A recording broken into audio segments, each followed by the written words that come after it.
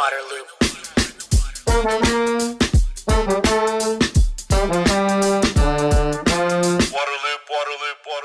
Welcome to Waterloop, the podcast that explores solutions for sustainability and equity in water. I'm Travis Loop, co-host for this episode. And I'm co-host Jose Aranda. This episode is part of the Color Water series, which features interviews with diverse experts from communities across the country. Communities across the country are disproportionately impacted by environmental injustices like water pollution and inadequate infrastructure.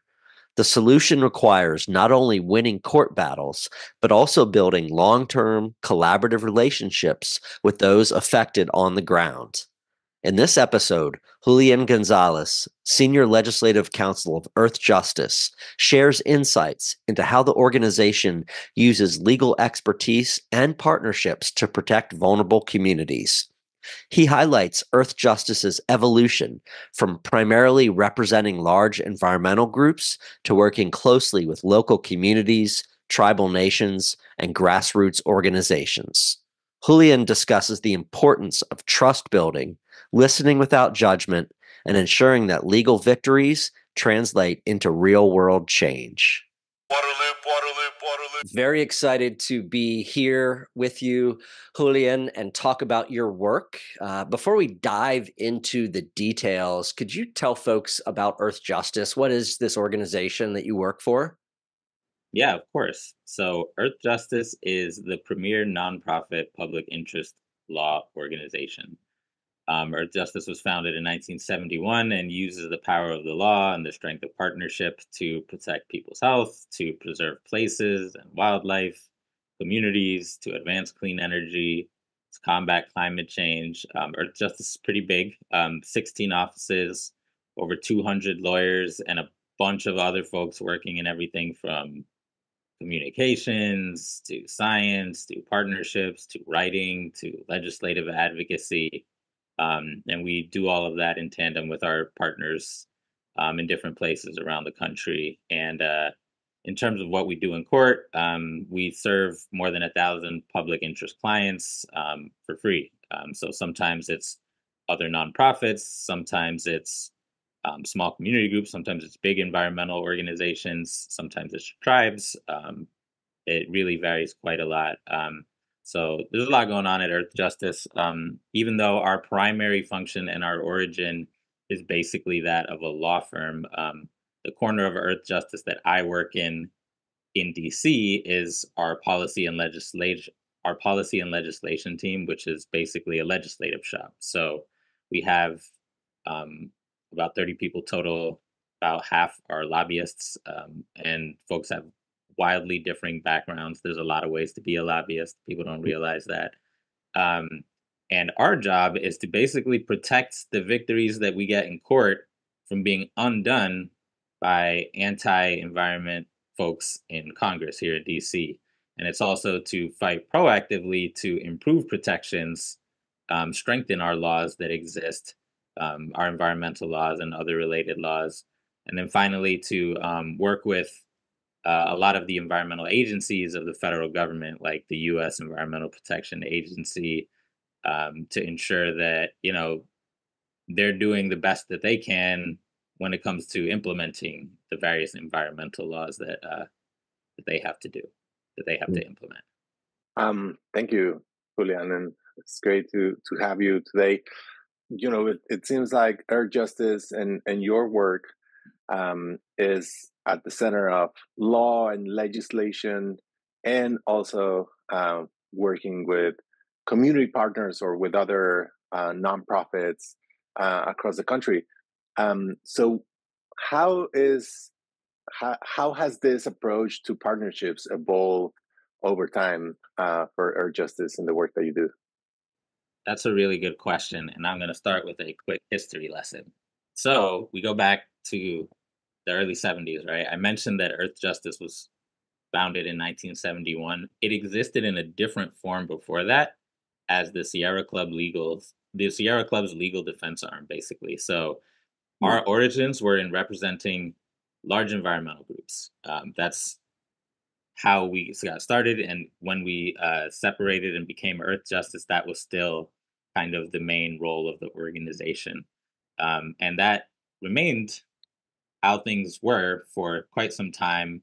Occasionally, we would represent community groups and other smaller NGOs, but the origins were in representing large environmental organizations. And large environmental organizations have a particular history um, when it comes to how they work with local communities, particularly the communities most impacted by things like water pollution or air pollution.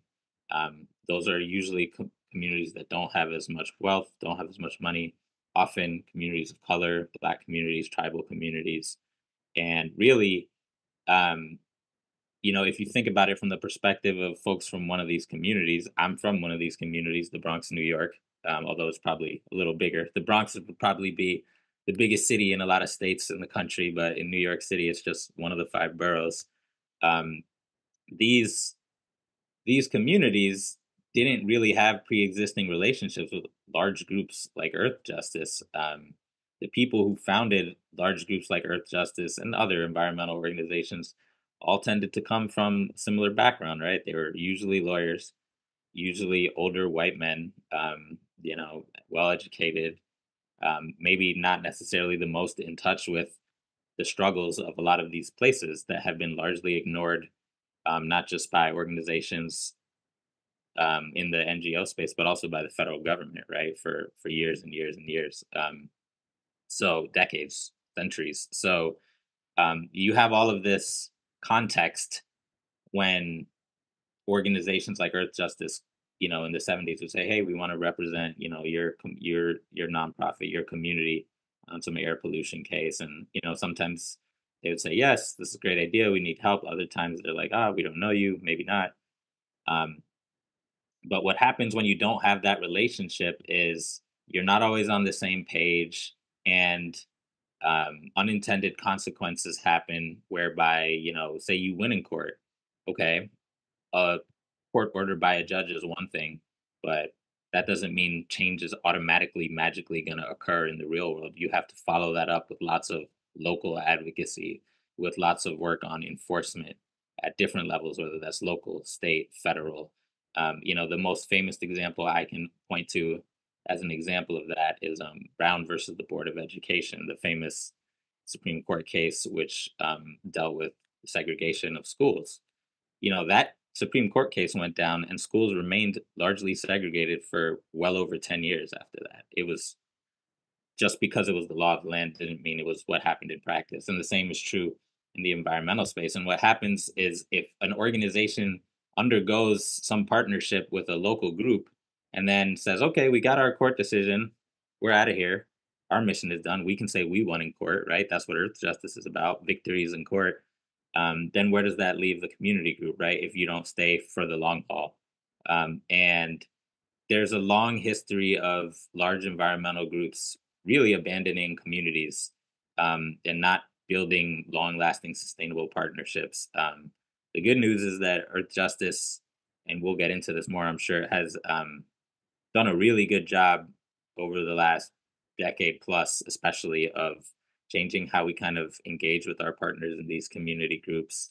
And that's not just something that Earth Justice has done because it feels good or sounds good, makes us feel warm inside. Like that's the actual way to be effective, to win in court again and again, to affect change on the ground, to ensure that decisions made by courts actually result in changes for your lakes, your rivers, the species that depend on them, the communities that depend on these waterways for their businesses, for their religious practices, right? Like you have to ensure that the law is just not a paper tiger. And that requires just taking a real holistic approach and building a partnership with people who trust you. Learn to get along with them, learn what they like, learn what they don't like, what makes them laugh. All that stuff is a big part of it. And I think that's one reason Earth Justice has been especially successful in the last 10, 20 years, is really turning the ship and leaning into that. And it's my favorite thing about the organization that we now really, everything is driven by what our community partners on the ground. Instead of seeking communities because they seem to hit some legal criteria, it's working with people we know in places that are dealing with a lot and asking them, hey, what's the best thing we can do to help you with the situation you're in? Sometimes it's a lawsuit, sometimes it's not. Sometimes it's getting in the newspaper, sometimes it's getting on television, other times it's you know, actually is getting a lawyer in a room with a, local elected official and explaining why something is good or bad, right? So there's a lot of roles Earth Justice can play, and really leaning into the fact that we actually do have a diversity of expertise and strengths and lived experiences of our own, and offering that to our partners has really allowed, I think, a lot of these relationships to blossom, and it's resulted in quite a lot of good work. Let me kind of ask you a two-part question following up on that. I'm curious, as this shift has happened, what has that meant for your work? Like, what's your role in this kind of partnership approach? And then, as you're working to build these partnerships and operate in these partnerships, what does that look like? Like, what's that work look like? I've been at Earth Justice for a little over 5 years as a lobbyist. And a fun fact is that I was not really a lobbyist when they hired me to be a lobbyist, which is a bold move on Earth Justice's part, if you think about it. I was somebody who knew a lot about the Clean Water Act, who knew a lot about how EPA works and the people at EPA. And I was really good at translating basically between legal terminology, scientific terminology, and things that folks in all walks of life could understand, that a fifth grader could understand. Just making sure everybody's not talking past each other. That was kind of my jam professionally. Somehow I ended up the guy to help with that. Um, but I was never a lobbyist. I never worked for a congressional office or interned for a senator like many other lobbyists did. Um, so for me, when I came into the space, I came bringing basically not only technical expertise, but an understanding of how to talk to folks from different backgrounds and to build trust from different backgrounds. Like, I am comfortable talking to lots of different people from lots of different communities, whether it's, engineers at a federal agency or folks in an environmental justice community who just want their water to stop coming out their backyard, right? Like, whether it's East Coast, West Coast, I I pride myself in my ability to sort of just listen and build these relationships. And that's half the battle with lobbying, especially at Earth Justice, is being able to get on the same page with a partner, gain that trust so you can strategize together. And then you get to the traditional DC lobbying stuff about, like, oh, what office should I talk to? What committee is the appropriate committee of jurisdiction? And, who holds sway and which office knows all that stuff, that really important DC stuff, that all matters. But if you don't enter these spaces with a strong partnership, then ultimately you're just a lobbyist for an organization in DC. Like, when I walk into an office in DC by myself, 9 times out of 10, they kind of know what Earth Justice is going to say. They know what I'm going to say as the water lobbyist for Earth Justice. Surprise, Julian wants stronger water protections. Not going to shock anybody, right? Like, they know that. But if I come in with partners from, a small business in Flint or a tribal community in southern Arizona, or high school students from Illinois, then, let alone a mix of all these folks, then it's a little bit different. The conversation's different. The They're a little bit more on the edge of their seat. Their ears perk up a little bit more when you have partnerships based in their constituencies and you all are on the same page with a strategy when you go into that office. So that's kind of what it looks like for me and how I approach it. That ability to just work with people and translate, like, my expertise as a lawyer and a lobbyist and a nerd, and combine that with their experiences of what works and doesn't work in the real world, not just laws on paper. Um, that tag team is kind of at the center of how I approach uh, my work. A big part of a big part of that is building trust, and it's even more true when you're talking about topics where disagreements are not academic, right? Like how you word a law, it's not just a debate for a law review article, but it can also impact whether somebody can afford their water, or whether the factory that they have the unfortunate uh situation that is a couple blocks down is spewing x amount of pollutants into their neighborhood. So if you don't have that trust, then it makes it harder to hash out things on which you can potentially disagree, which is half the battle. They need to know that you're coming from a place of wanting to help, and you're listening without judgment, and you're doing this because you want to help them, not for the sake of Earth Justice's clout, not because Earth Justice will be on a press release or first on a legal brief, but because you have the same goal that they have, which is to fix a situation that probably is years, decades, centuries in the making, from a bunch of really complicated systemic causes, right? So, how do you get there? It's not unlike building trust in any other field, right? You want to get to know somebody, you can't rush it. There's no fast lane. Maybe if you happen to talk to somebody from a community group who is welcoming you, who is just a welcoming person, who is just really happy to talk to people who care about the environment in general, y'all will be on the same page in like an hour. But sometimes it takes a lot longer than that, especially if they don't know Earth Justice. Then it's like, okay, who's this guy from DC with this big organization that I never heard of, right? Like, they're not in my neighborhood. I don't know who y'all are, what y'all have done, right? Like, there's a lot of different factors that can impact how quickly or slowly you can build trust. But really, it's just a matter of taking the context that you have and just listening, right? Like if Jose was to say, "Hey, this is my friend John, and John, you should trust Julian because Julian's an expert in the Clean Water Act."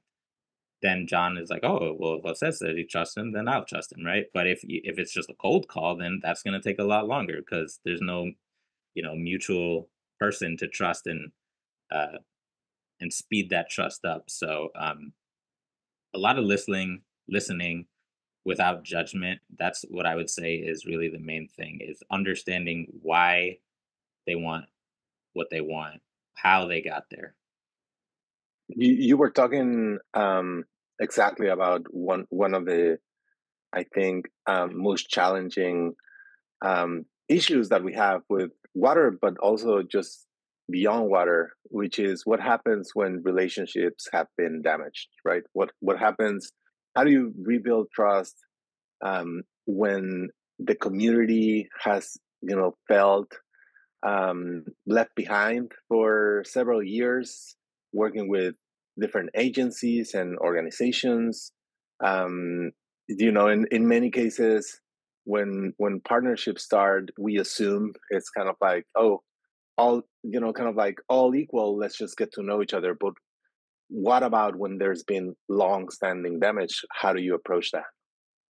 Well, it's a really good question, and there's no easy answer, but the first thing to know is to not really run from that. Don't pretend it doesn't exist.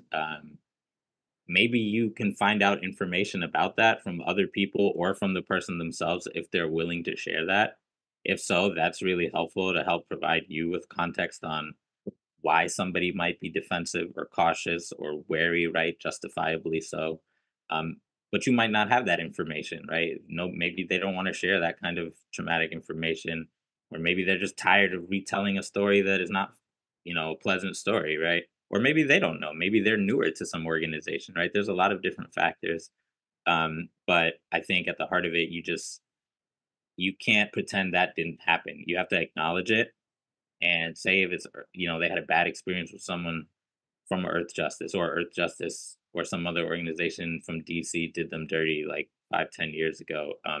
Acknowledge that, and explain where you're coming from, why you're interested in righting that wrong, and also explain why you're interested in learning from the mistakes that may have happened in the past, right? And you can do that And if you can do that and be authentic and be genuine and be honest, I think most people will recognize that. That doesn't mean they'll automatically wipe the slate clean and, be ready to become best friends or anything like that. But it's usually a pretty good starting place.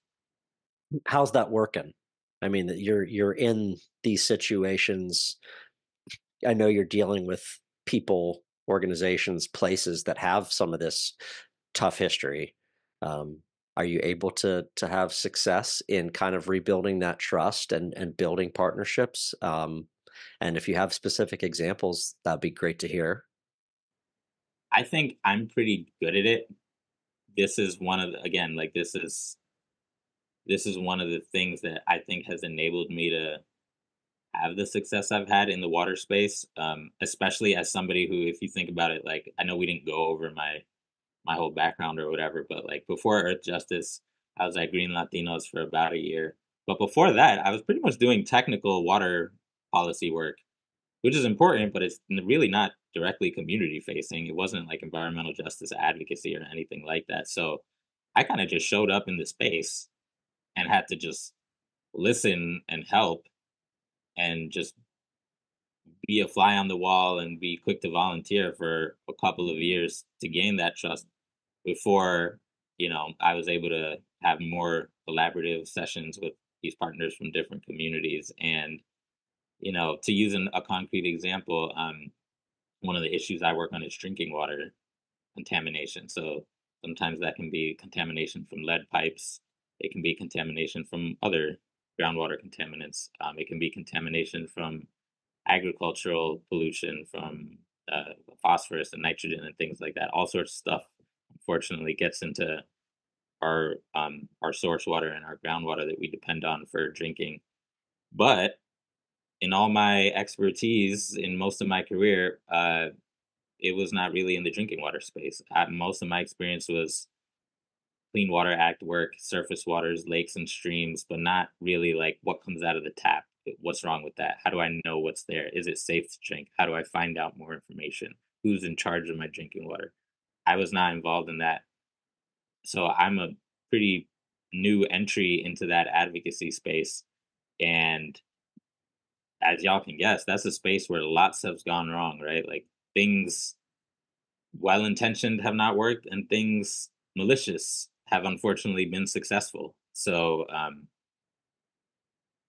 when you come into those drinking water advocacy spaces, these communities have been harmed in real ways, whether it's by local agencies, by EPA, by would be NGO partners who promised a lot and didn't deliver much, by everybody, pretty much. That's how you get in these spaces, in these situations that we have, like whether it's Flint or Puerto Rico or Alaska. And unfortunately, I can name like 25 other places probably where there's stuff like that.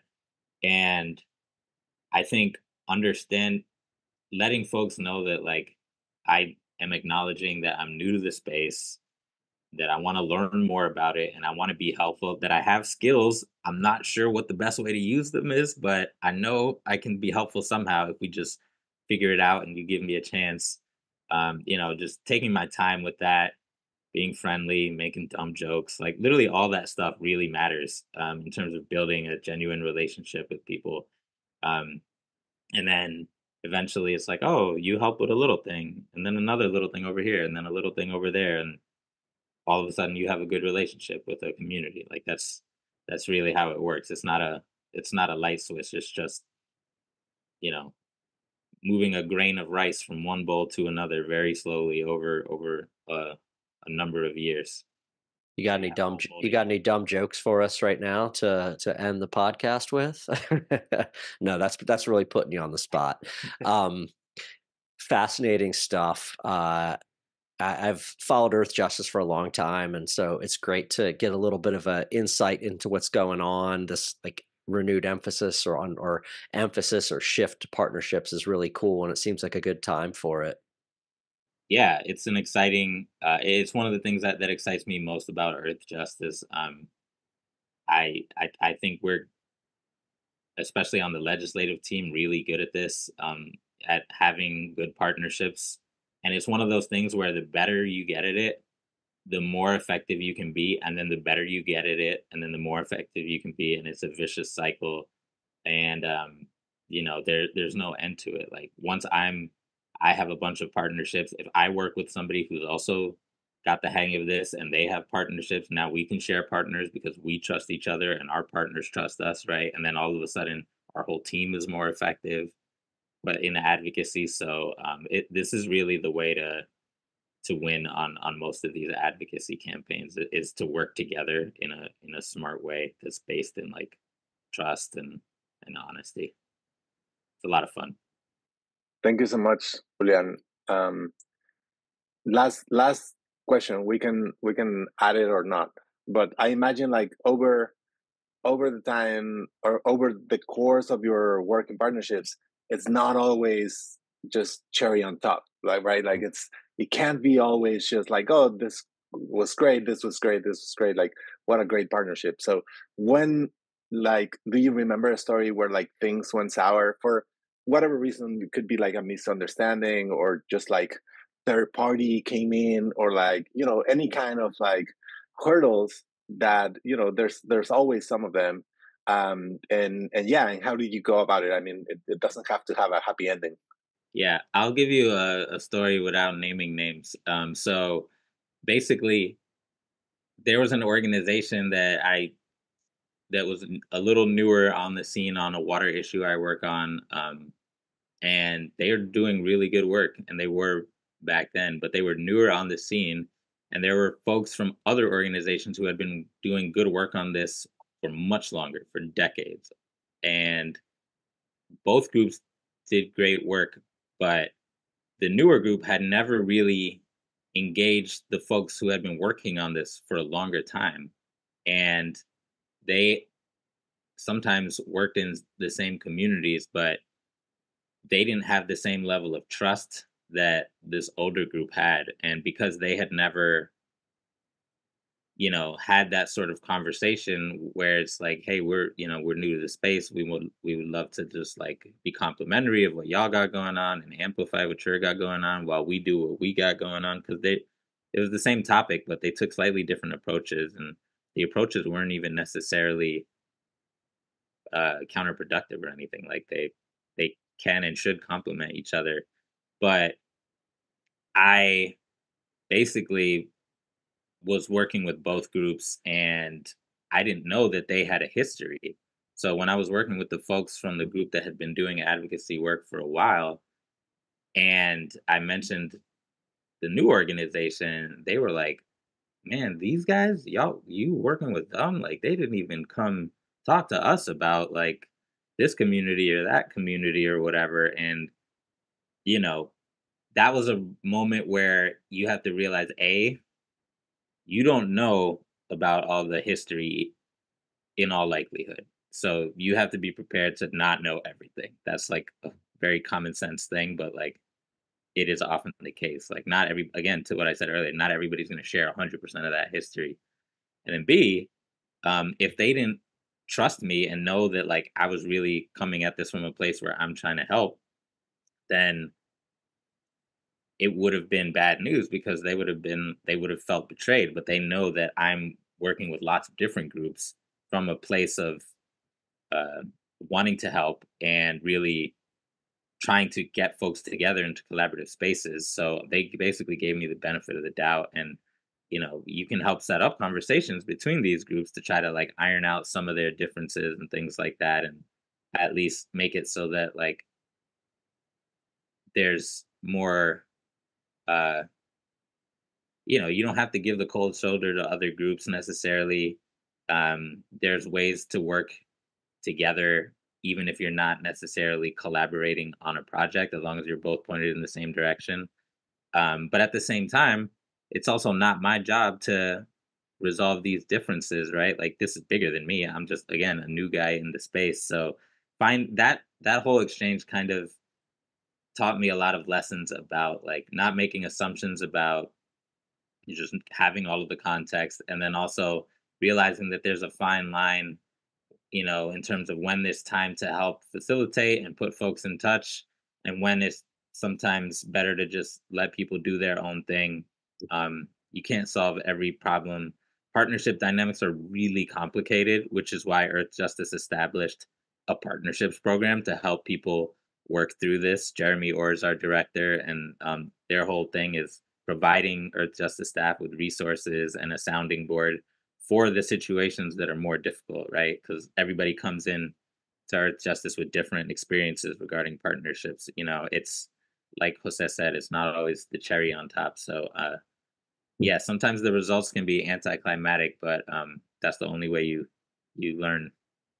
Well, it's tough work. It's tough work, right? That's what's been highlighted, but important stuff.